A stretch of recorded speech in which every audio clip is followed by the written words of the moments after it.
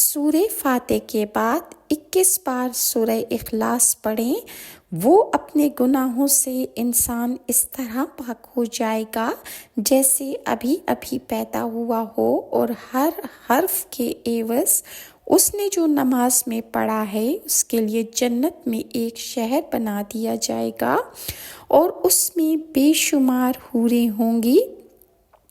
جو شخص شب قدر میں 4 رکعت نماز نفل اس طرح پڑھے کہ ہر رکعت میں سورہ فاتحہ کے بعد سورہ قدر 1 بار اور سورہ اخلاص 27 بار پڑھے، تو وہ اپنے گناہوں سے ایسے پاک ہو جائے گا